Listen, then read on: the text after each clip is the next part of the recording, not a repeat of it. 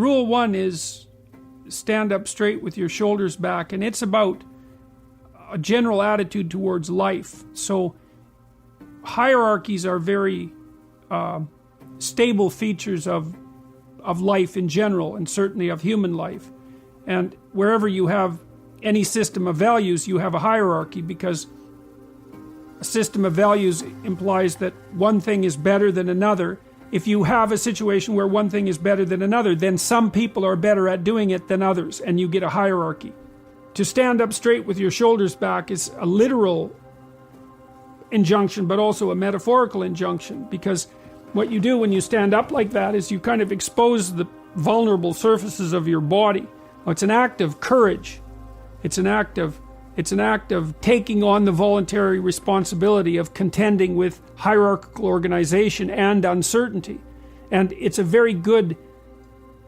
good physical manifestation of the moral courage that's necessary to live life properly. And it's something that leaders naturally embody. And that's true not only of human beings, by the way, it's also true of animals all the way down the biological chain. So the more successful creatures, let's say, are also those who comport themselves in an upright manner. And, even in our common language, to be upright is not only something that we think about physically, but also morally, right? To be an upright person is to tell the truth and to act forthrightly and to do what you say you're going to do and all of those things. So that's all of a piece. And so that's rule one. Rule two, which is treat yourself like you're someone responsible for helping. That's an extension of rule one in some sense.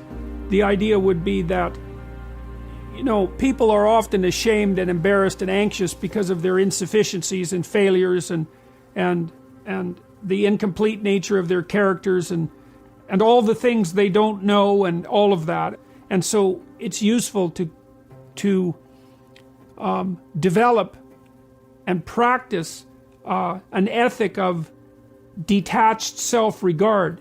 Like, it's not narcissism, it's not self-esteem, it's not grandiosity, it's none of that. It's just the clear realization that as other people have value and as it's necessary to treat them that way if you want anything in your relationships whatsoever to go right, so it's also necessary to develop that attitude towards yourself, despite the knowledge you have of all your inadequacies.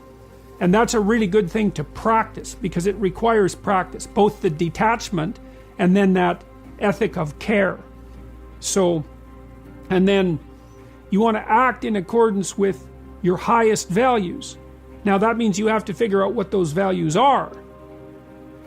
If you act in accordance with your highest values, sometimes that makes your day-to-day operations difficult, because you have to confront unpleasant truths. You have to discuss things that you'd rather avoid. It would be easier to act to decrease conflict in the moment. But it's a very bad medium to long-term strategy. You have to engage in a certain amount of conflict, moment to moment, if you're going to say and do the things that are necessary in order to set things right in the medium to long term and for an increasingly large number of people. And that's also another guide to leadership, I would say. You need a broad-scale vision. You have to know what it is that you're doing with your life, let's say, generally speaking, but more particularly in the next 3 to 5 years. What do you want? What do you want from your friends, your family, your intimate relationships, your employment, your education, your care of your mental and physical health, your response to temptations like drug and alcohol use? If you could have what you wanted, if you could lay your life out properly, how would you be functioning across those 7 dimensions? Why would that work for you? Why would it work for your family? And why would it work for the broader community? Then that gives you a reason. And if you have a reason that's well thought through, that you find compelling, so that's a compelling story, let's say, the kind of compelling story a leader might tell, then that will provide you with motivation to do the things that are difficult that you need to do. So that's positive emotion, that motivation. It's a neurochemical system that runs on the chemical dopamine. It's the neurochemical system that underlies people's willingness to undertake something voluntarily. So we experience most positive emotion in relationship to a goal. And what that means is if you don't have a goal, then you don't have any motivation. And so what that means is you better have your goals well delineated, because that way you'll be maximally motivated. Now, the additional advantage to that is that if you have your goals delineated and they're compelling goals for you, it also makes you less anxious and uncertain and stressed, because your pathway forward into the future is mapped, and that makes it more certain, and uncertainty causes stress and physiological load. Okay, so you want to have your large-scale vision. You want to have it thought out on a 3 to 5 year basis. You want to have it cover those 7 or so dimensions that we already described. You want to see why it's relevant to you and your family and the broader community. You want to break that down into your monthly, weekly, and daily practices, and if they can be routinized, then so much the better. And then that becomes built into you. So what happens neurologically is that when you do something new, you use almost your whole brain. That's a good way of thinking about it, particularly the right side of it, the right hemisphere. And as you practice something, the amount of your brain you use gets smaller and smaller and moves leftward until you basically build a effective little machine at the back that takes care of it automatically. Routinizing things decreases the cognitive and physiological load. It's a big deal.